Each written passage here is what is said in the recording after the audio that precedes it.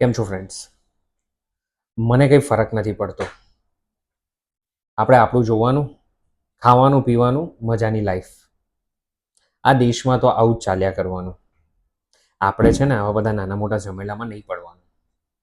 યાર, તમે હિન્દુ છો, મુસ્લિમ છો, બીજેપીથી છો, સીજેપીથી છો, કોંગ્રેસમાં છો કે આપમાં છો, પૈસાવાળા છો કે ગરીબ છો, છેલ્લા ઘણા સમયથી આપણે બધા જ સ્ક્રોલ કરતા કરતા ઘણા બધા videos, reels, post, story, status બધાના જોયા હશે.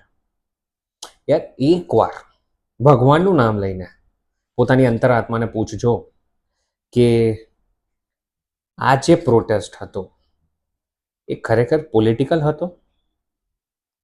ગઈકાલે જે થયું એ ખરેખર સાચું થયું?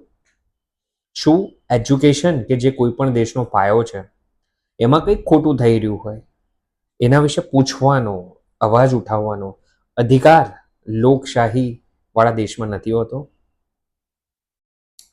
સમજી શકીએ છીએ કે આ દેશમાં ડર હદથી વધારે વધી ગયો છે, પણ તમે લોકો એમ વિચારજો કે કદાચ તમારા કે તમારા પરિવારમાંથી કોઈ સુસાઇડ કર્યું હોય તો, તમારો દીકરો, તમારી બહેન કે કોઈ પણ આવામાંથી પસાર થયું હોય તો કેવું ફીલ થશે? ત્યારે પણ તમે એમ જ કહેશો કે હું તો ભાજપમાં છું, હું નહીં બોલું, હું કોંગ્રેસમાં છું, હું આપમાં છું. હદ થઈ ગઈ યાર હવે તો. અને લોકો હેરાન છે, બધા જ હેરાન છે કે આપણું હાઈ કમાન્ડ ક્યારે બોલશે.